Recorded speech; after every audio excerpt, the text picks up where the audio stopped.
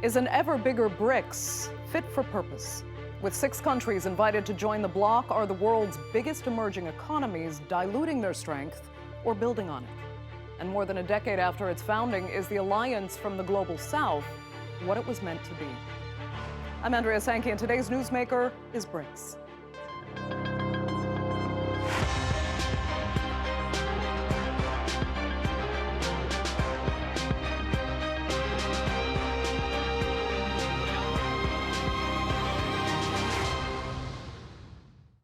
Well, the BRICS nations already hold more than 40% of the global population and almost a third of its economy. And now the bloc is set to more than double in size, adding Saudi Arabia, the UAE, Argentina, Iran, Ethiopia, and Egypt. It's considered an influential alliance for the so-called global south and was built to be a counterweight to Western hegemony in trade and finance. Now, it founded the New Development Bank as an alternative to the Western-dominated IMF and World Bank. In fact, we'll speak to the NDB's chief financial officer later in the program. Today, though, some are questioning the bloc's real mandate. With so many members on ideologically different pages, we'll debate the state of the bloc in just a minute. But first, a look back at BRICS and its latest summit in Johannesburg.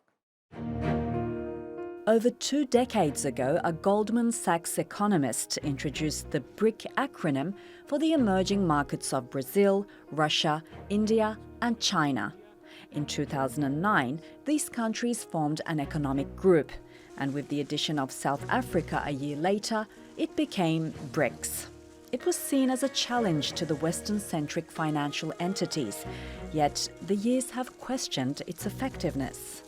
But now, against the backdrop of the Ukraine war, China-US tensions, and global economic uncertainties, it's more popular than ever. The 15th BRICS summit kicked off in Johannesburg this week, with dozens of countries queuing up to join the bloc. And despite diverging opinions on the expansion, the leaders have agreed to welcome 6 new members. We have decided to invite the Argentine Republic, the Arab Republic of Egypt, the Federal Democratic Republic of Ethiopia, the Islamic Republic of Iran, the Kingdom of Saudi Arabia, and the United Arab Emirates to become full members of BRICS. China has long campaigned for the expansion. It believes adding new members will make BRICS a worthy rival to the G7. And the Global South's voice would be louder to challenge the Western hegemony. The expansion is historic, reflecting the resolution of the BRICS countries to unite and cooperate with other developing countries, meeting the expectation of the international community, and serves the common interest of emerging markets and developing countries. And for Russia, the expansion would bring new friends to the table when it needs them the most. President Vladimir Putin didn't travel to Johannesburg due to an arrest warrant issued by the International Criminal Court. So he addressed the summit virtually. Our actions in Ukraine are motivated by only one reason: to put an end to the war unleashed in Ukraine by the West and their satellites against the people who live in the Donbas region. We are grateful to our BRICS colleagues who actively participate in attempts to end this situation and reach a fair settlement by peaceful means. Despite maintaining a good relationship with Russia and China, member states India, Brazil, and South Africa still see the West as an important trade and defense partner. Brazilian President Lula da Silva is also pushing for a common BRICS currency. He's repeatedly criticized the dollar's dominance and the global financial system. Russia also wants to dethrone the dollar, saying the US is weaponizing it through the sanctions. The creation of a currency for trade and investment transactions between BRICS members increases our payment options and reduces our vulnerabilities. With new members joining as of next year, the BRICS will hold 37% of the global GDP and 46% of the world's population. And it will add 3 of the world's top oil producers: Saudi Arabia, the UAE, and Iran. Yet, the new partners will also bring their own challenges to the group. Iran is under the US sanctions.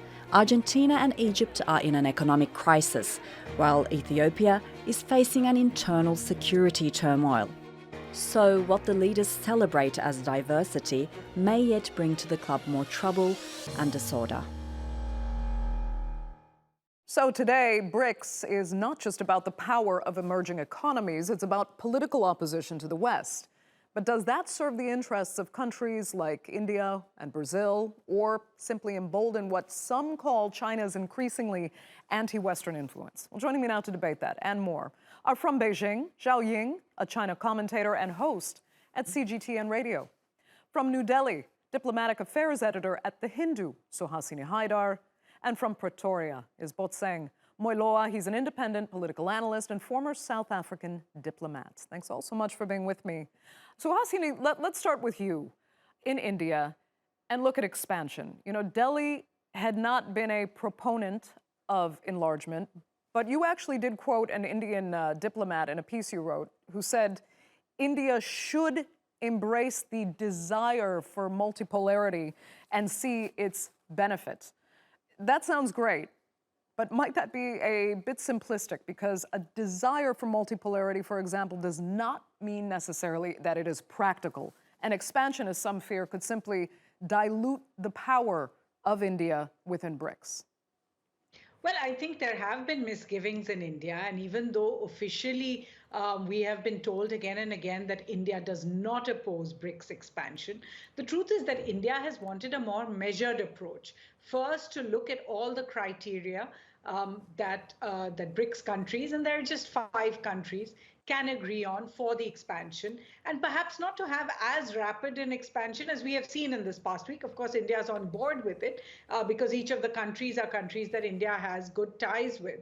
But the idea that an organization like BRICS of just 5 members has doubled and more overnight, become 11 members, does give you some pause for reflection. And remember, this is just the first phase of the expansion. So there have been some misgivings in India, and also not so well articulated. The misgivings have been that if it is a China-dominated expansion, as in China brings in its nominees, then will India have to lobby harder to have its voice heard in this grouping, which has been seen as basically an equal grouping of emerging economies? So I think that's where some of the misgivings lie, but there is no question that you're looking at an unprecedented rush to join a group that has often been derided in the West. You know, it was called the rise of the rest.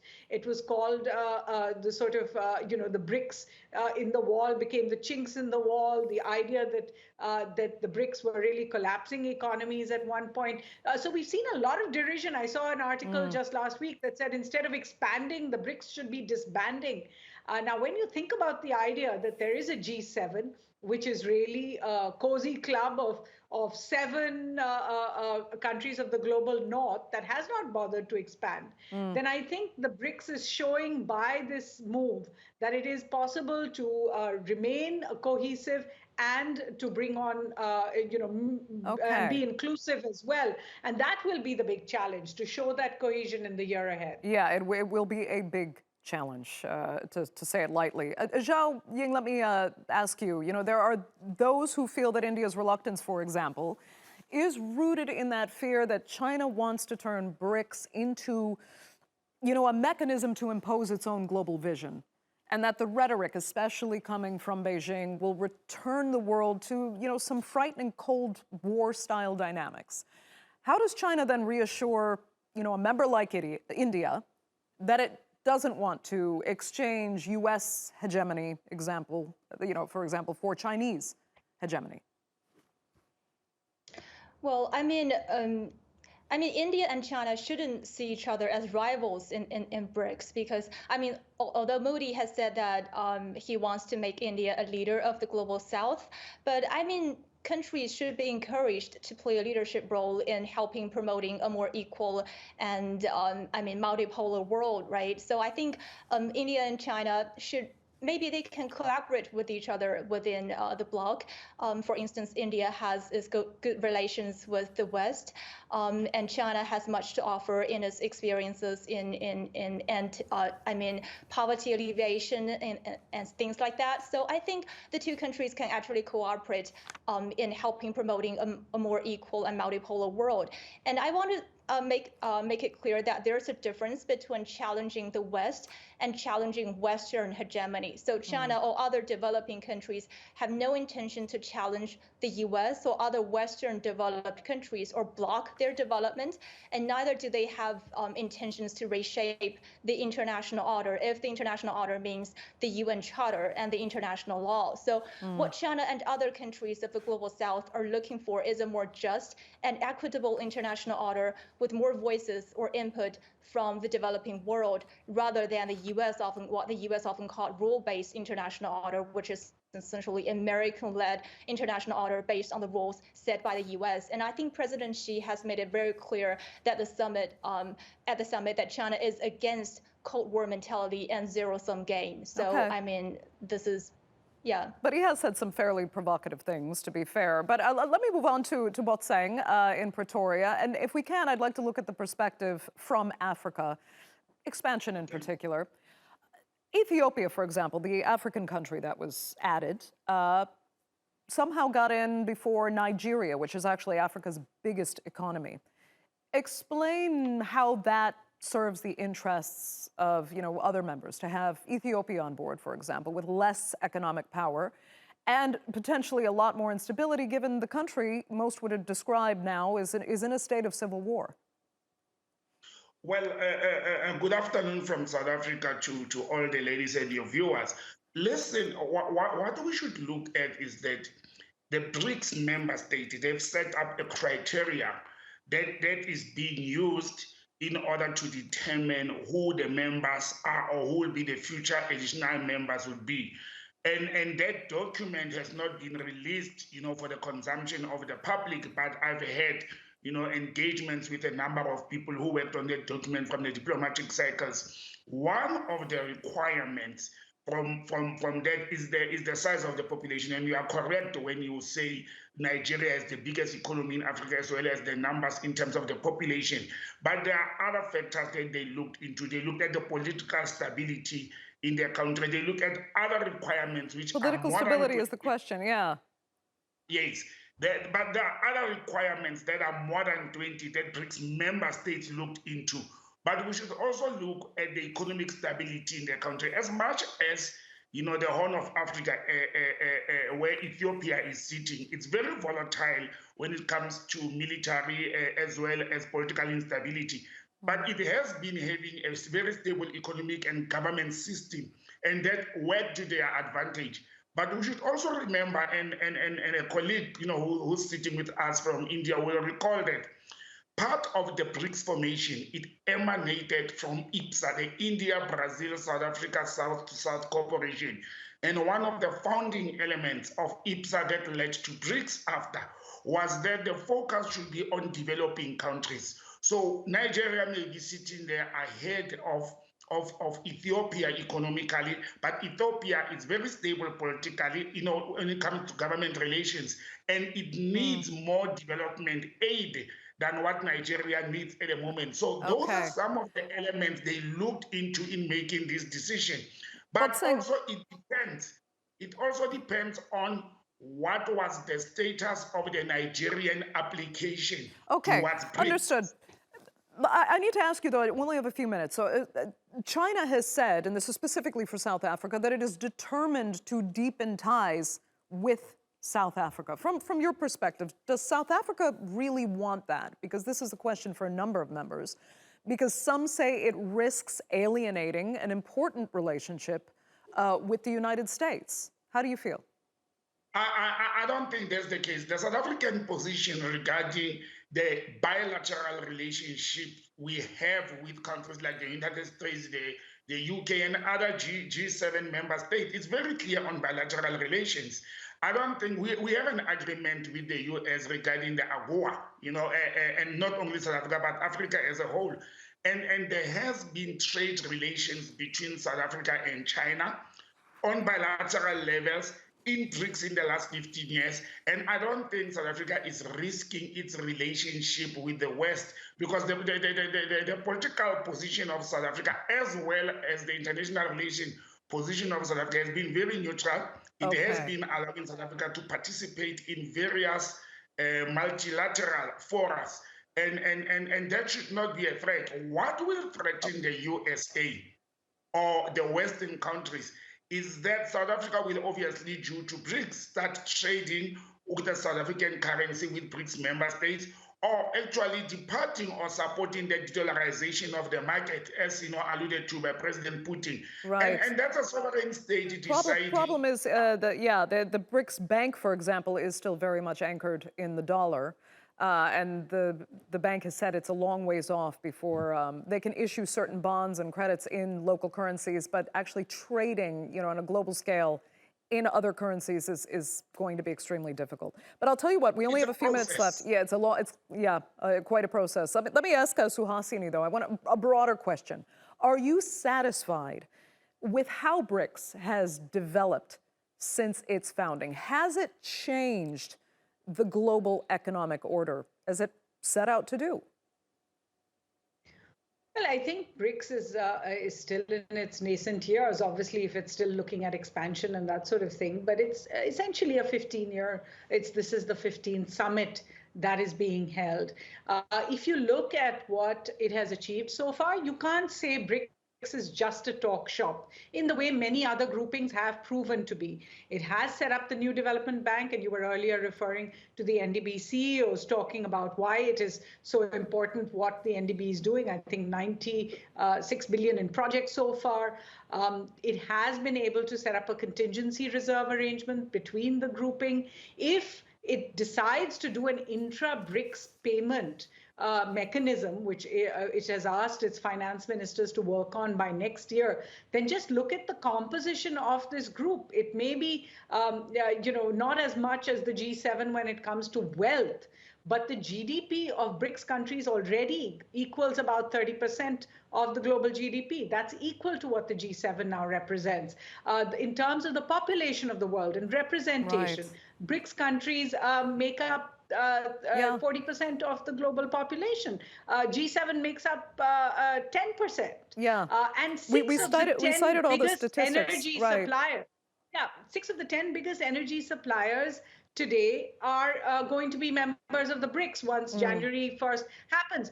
So you can't just, sort of negate an organization like that and say it hasn't yet come up to its full potential. I agree with you that it has a lot of potential that has not yet been fulfilled. Much of it is because of the differences within the countries. And much as my colleague from Beijing would like to say, India and China have been at odds with each other on a number of issues, particularly since the standoff at the LAC in 2020.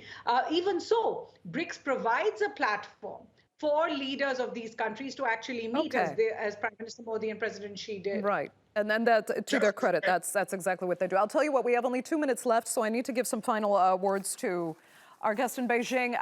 I have to ask you this, because there has been this criticism that China is just doing kind of too much of the heavy lifting for BRICS as an organization.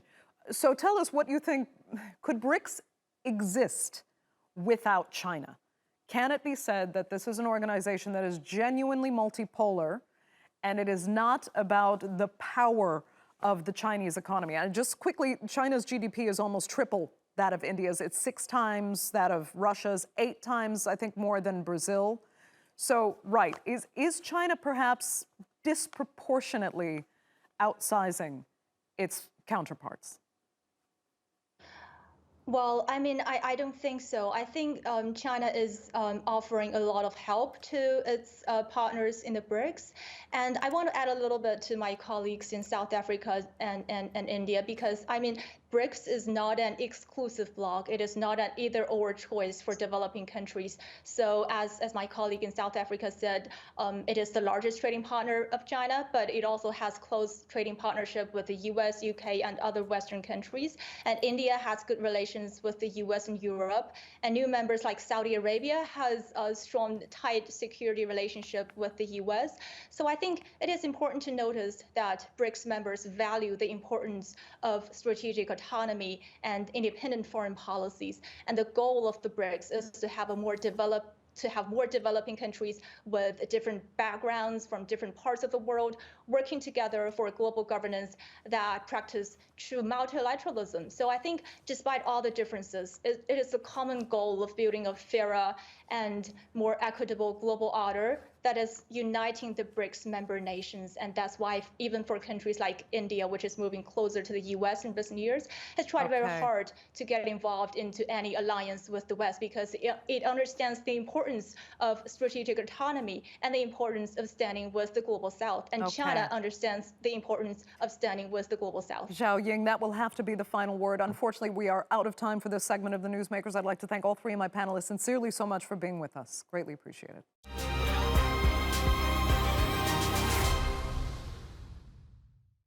So let's turn now to the BRICS' own financial institution, the New Development Bank in Shanghai. Bank president and former Brazilian president Dilma Rousseff says the NDB should become an institution made by developing countries for themselves. So, with plans to increase lending in rand, rupees, and reais, as well as add new members, will the bank create more wealth and opportunities or more challenges? Well, joining me now to help answer that is the NDB's Chief Financial Officer and Vice President, Leslie Maasdorp. Thanks so much for being with us, Leslie.